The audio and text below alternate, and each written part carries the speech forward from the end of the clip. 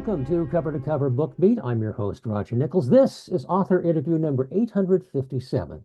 Our guest today is an expert writer of thrillers, but these books are not fanciful stories dreamed up in imagination. Instead, Ben MacIntyre chronicles the shadowy real world of spies, secret agents, and off-the-book operations so well that John le Carré, master of the spy novel, credited him with having written, and I quote, the best true spy story I have ever read. His latest is Siege, a six-day hostage crisis, and the daring special forces operation that shocked the world. It is the definitive account of an embassy takeover, little remembered in the U.S. today because at the time it took place in London 44 years ago, at a time when news outlets here were focused on the plight of the Americans taken by Islamic radicals in the American embassy in Iran, and overshadowed by the spectacular failure of a rescue attempt just 6 days earlier. Well, that lack of attention has been corrected in a spectacular fashion in this book. Let me just say, and I would say this to you, The Siege is flat out one of the best true accounts I've ever read. I'm delighted to welcome Ben MacIntyre. Thank you so much, Roger. What a lovely introduction. Oh, see, before we dive into the book, I'd like to touch a bit on your background. Were you always going to be a writer? I'm afraid it probably was in the stars somewhere. My father was a sort of academic historian, and we grew up with stories of history. So journalism was my first love. So I was a journalist for the first part of my career. But I think the combination of journalism and history really kind of in a way set me on this path towards narrative nonfiction. And I've never looked back really. I don't know why I loved so much the strange world of skullduggery and spying. It probably doesn't say anything very good about me, but I kind of I love that world because and this new book is the same because you get to sort of peek behind the curtain of real lives and explore all those themes that novelists like the great John le Carré explored: loyalty, love, betrayal, romance, adventure, all that. But actually it's true, and that gives it to me a real heft. I love that. Was there an event or a series event that led you to write this book at this time? Absolutely, and I can pinpoint it almost to the minute. I was watching a sports program, the snooker final in the UK in 1980, and it was very exciting. It had just come down to the final frames, and it was a bank holiday, so everyone was off, and 14 million people were watching the snooker. And suddenly, the news broke in with live footage of an assault by the SAS, our special forces unit, on the Iranian embassy. And they were abseiling down the outside of this building, armed with machine guns, dressed in balaclavas, in black outfits, throwing bombs inside and then attacking the building. I had never seen anything so exciting in my life. And it was real, it was happening in real time. All three channels, and believe it or not, there were three channels in the UK at that point, all three of them switched to live footage. And this was the first time, actually, the first time anywhere in the world where real news, breaking news, was being broadcast in real time. We're used to it now because everyone with an iPhone can broadcast live. Then it was completely unprecedented, and this was the culmination, that the final day of this 6 day siege that had started, in a very quiet way, but had then gripped the nation. So it was in a way, it was a sort of extraordinary finale. Well, it's been described as a 360-degree view of the situation. You take us inside the embassy, but also inside number 10 Downing, inside the SAS headquarters. The research behind this story is phenomenal. How long did it take you to put this together? Well, it's taken a while, I have to concede. I mean, I started looking at this story. I've always wanted to write it. I started looking at it about 8 years ago, but I really started focusing on it a couple of years ago. A couple of other books intervened, and I was incredibly lucky, really, Roger, because I was given access to the SAS people who were involved in this assault. They had never spoken before. In fact, they were not allowed to speak before. There Hmm. is a kind of a rule that anyone involved in special operations needs to obtain special permission from the Ministry of Defense here. Hmm. That happened. So in fact, I have now spoken to pretty much everybody who was engaged in that element of it. And at the same time, there are lots of other living witnesses around who were part of it, including several of the hostages, including the policeman who was guarding the front door.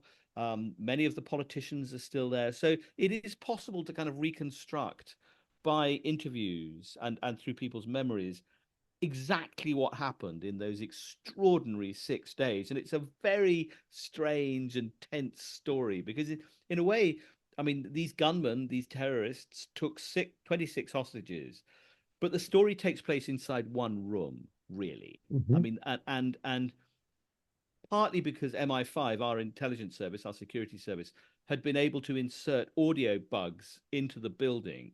You can actually hear the conversations taking place inside. They take place in different languages, and they're not very clear. But nonetheless, you don't have you can create dialogue, which being able to create dialogue in a non-fiction book, Hmm. that is gold dust for someone who writes the sort of books that I do, because you can actually hear them. You can hear the sounds of their voices, and you can ask living witnesses, what did it smell like that day? Mm. What was the expression on her face? How did what was the weather like? And people, when they've been through a trauma like this, it's fascinating. They actually often have very, very vivid memories Mhm. of odd things that aren't necessarily to do with the central thrust of the story. And I love those little details. I love the little unexpected things that people remember of what happened to them. Well, you are, I think, a master of the telling detail, which is for a novelist and also for a nonfiction writer. I just wanted to quote, because I quote about 15 pages. We haven't got time to go through them all. But here's when you talk about Fred Luff, the hostage negotiator. You write, Luff was a committed conservative Christian with piercing blue eyes and an unshakable aversion to the permissive society. He was opposed to sex, drugs, and rock and roll, and had policed all three with extreme moral rigor. There's a character in 2 sentences. It's brilliant. Well, poor old Fred Luff. I mean, he was the first negotiator on the scene, and he was about as ill-equipped as a policeman could be to deal with a situation like this, which required subtlety and nuance and an understanding that other people have different views. Poor old Fred Luff. I mean, he Hmm. he he did not last the course, not to give it away, but Yeah. it is those little. It's a funny thing, Roger. I mean, I thought I was setting out to write a kind of, in a way, a kind of simple story of sort of good and evil and black and white, and brave British soldiers taking on the evil terrorists. Actually, it turns out to be a much more complicated Hmm. and much more interesting story than that. This is a story about human beings in all their frailties and their complexities and their confusions and their contradictions, and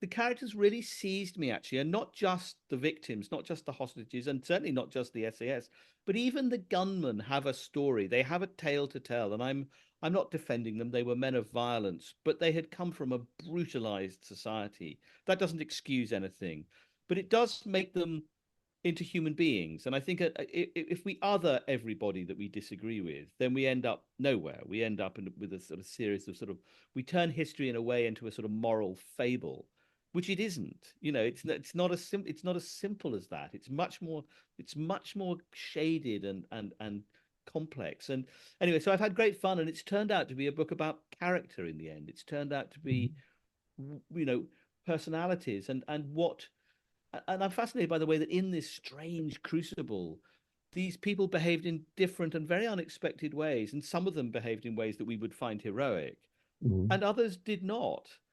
And I guess it asks the question: what would you do? What if, in this appalling situation, you suddenly on a Monday morning found yourself thrust into these circumstances that you couldn't control? Which of these people would you have been? I suspect I would be a victim, but there's a whole other story about that. What was the most surprising thing you found in your research? Well, actually, the extraordinary revelation, to me, a complete revelation, and indeed never revealed before, is that this whole plot was bankrolled, financed, and organized by the Iraqis. This was Saddam Hussein's attempt to destabilize Iran. I mean, he was basically manipulating these men into attacking the Iranian regime. This was the precursor to the Iran-Iraq war. A few months later, that would burst out in all its appalling ferocity. More than 1 million people perished over 8 years in that fight. But the first battle of that war was fought on the streets of Kensington, was fought inside this embassy. And we now know, don't we, that the Iran-Iraq war destabilized the Middle East To this permanently. I day, mean, we yeah. are still seeing the effects of that terrible conflict. And I guess the other thing that no one had any idea about, and I discovered this in an unpublished manuscript written by one of the hostages who had befriended the gunmen. He had a kind of relationship with, particularly with the lead one. And in this unpublished manuscript, he revealed that the mastermind behind the whole plot was Palestinian terrorist Abu Nidal, then the most wanted man on the CIA and FBI wanted list. He had killed hundreds. He would go on to kill hundreds more. He was the most brutal of a generation of extremely ruthless terrorists. But he was then living in Baghdad and working as a kind of freelance advisor to Saddam, and he was the terrorist mastermind behind this. So that's, in a way, that's the news top story, is that Okay. there really was a specific individual who organized all of this. All right. We're just about out of time, but I want to ask you one final question. What do you hope to take the people take away from this when they close the book? I guess a sense that we are all human, and you don't know how you're going to behave. You don't know how you're going to respond to lethal Mhm. jeopardy until you have to. And that's not just the hostages, that's the gunmen, the police, and it's also the SAS. The SAS are not these kind of faceless, Mhm. brave, kind of unthinking, automaton soldiers. They also have their lives, and they don't all behave in predictable ways. And I guess to me, that's completely fascinating. I love the idea that we're all made of slightly twisted timber, and you don't know how you're going to construct your life until you have to. I think I'm going to have a T-shirt that said "Twisted Timber" on it for me. I want to thank you so much. Our guest today has been Ben MacIntyre. His book is Siege: The Six-Day Hostage Crisis and the Daring Special Forces Operation That Shocked the World. Thank you so much, and I want to talk to you again for your next book. Thanks so much. That's a deal, Roger. I'll be back. Thank you. Okay, you betcha. Okay, I got you out in time. I promised him I would. You take care. Wonderful. Love the book totally. Oh, well, thank you so much, Roger. What a pleasure this has been. I will definitely be back to the next one, and I think you'll enjoy it. It's quite a Well, fun one. okay, Brilliant. bye. Take care now. You too.